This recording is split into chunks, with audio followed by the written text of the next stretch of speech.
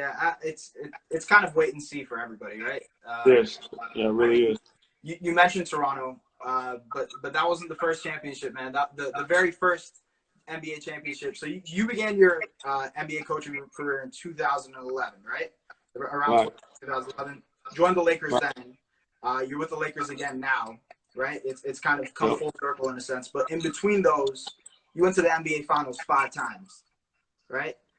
Does that ever sink into you as a new coach? Like, man, like 5 times in the NBA Finals in this short amount of time I've been able to do that. Man, every day, because I don't.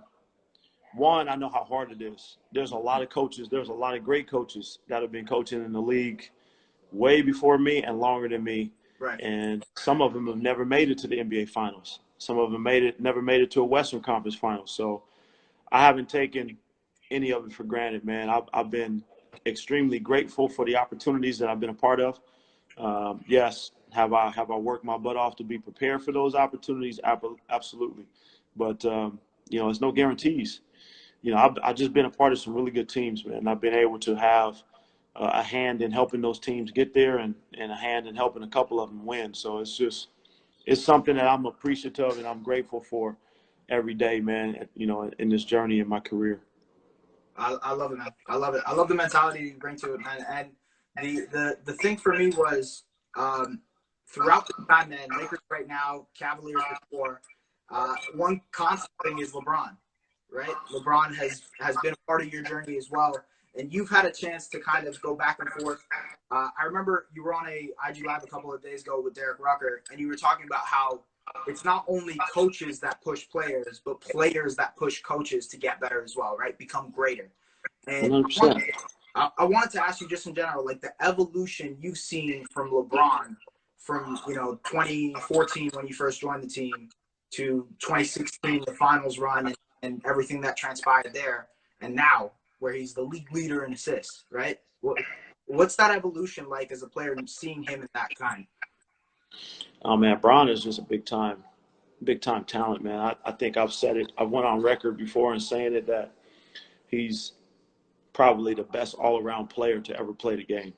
I mean, just his impact on the game is not from one area alone.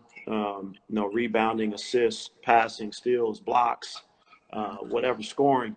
And he's a pass-first guy, and he's one of the top 3 in the all-time league in scoring, something like that. I mean, his accolades are endless. But I think what I always learned about him, when he first came to Cleveland, because I didn't know him, is his ability to just incorporate his teammates in everything, on the court and off the court. He is a team-first dude, and that's his attitude and his mindset. And I think you see that it translates now as him, being the starting point guard for the Lakers. You see him leading the league in assists. And I think that's just a testament to what kind of dude he is and how he plays the game. It's always about whatever it takes to win. And if that means he's dropping 20 assists and having 10 points or 12 points, he's fine with that. He's at the end of the day, all he really cares about is the W and how we get there. So, man, he's an ultimate competitor. He's an ultimate winner. And he's just really one of those dudes that's really, really selfless. And I think that's something that that word right there, a lot of people don't talk about being selfless as an elite player or just even as a role player. It doesn't matter. Just being selfless in general. That's what really makes teams, successful when all the guys are selfless. So it starts with him, man, and it trickles down. It's an incredible story, right? And a lot of the run for LeBron and what happened in Cleveland is all about 2016, right? What happened in that crazy year from coming down 3-1 and beating the 73-win Warriors. Like, it just, when you say it out loud, it sounds crazy, right? Man. The question I have for you is because I read a story from Mark Spears about something that happened after Game 2. Game 2, pretty much what happened is after the game in the locker room, you didn't sense that sense of urgency from the team. And you kind of asked Ty Lue, you're like, I don't want to step on your feet. But, what was the story there? I kind of want to know more about what happened right after that game. Man, look, T. Lue was gracious, man. He was a really good leader in the sense of he was always encouraging the staff and everybody to look. Your voice is there. If you got something that's gonna help us win, T. Lou was always open to allowing people to coach and speak your mind. And look, man, I'm like any other guy that's been. I'm an ultimate competitor. I hate losing. I've always hated losing. Tell you guys a little secret. Just earlier today, I was playing Xbox with my son, my adopted son, and he was beating me pretty bad. And what game were you playing though? 2K. 2K. Okay. 2K.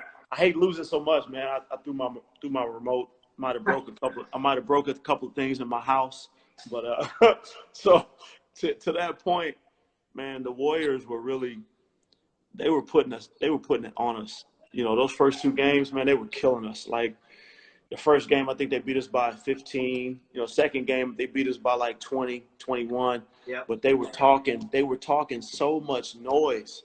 Like Draymond was like talking mad shit. Clay was like clowning. Steph was clowning. So I'm sitting there like, and I'm from Oakland. I'm from Oakland, man. Yeah, that's right. I don't want to lose in 2K. I'm like, for real, I'm still pissed off about it. So it's going to cost me a little bit of money out of my pocket, but it's all good. You can just Amazon Prime it. You good. Yeah. But it was so bad to the point where I was like, man, like we're not showing no fight. Like we're not even. This is the NBA Finals, and these dudes are out here just like talking to us like we're some scrubs and Right. just treating us like, I used some choice words in the locker room when T. Lou gave me the opportunity to speak. And I think for me, man, I just kind of blacked out. I really don't remember all that I said, but at the end of it, a lot of people told me it was probably about 25 F-bombs, about 20 B words, some choice words that I used just really to try to ignite the team to have a sense of urgency, man. Like we're in the NBA Finals. Have some pride. Right. Like, let's have some pride, man. These dudes out here like treating us like we a bunch of, what. Yeah, so it was just like, I really just wanted to encourage our guys to just let's stand up for ourselves and play, man. We had a great season. We're a better team than what we're showing. And they responded, and like I said, they did. Responded for sure. Yes, they did, man. They responded. First championship for Cleveland in 50 years. In that same IG Live, I heard you say how much you love Cleveland and how much the city and just people really they have that perception about Cleveland, but you loved it, right?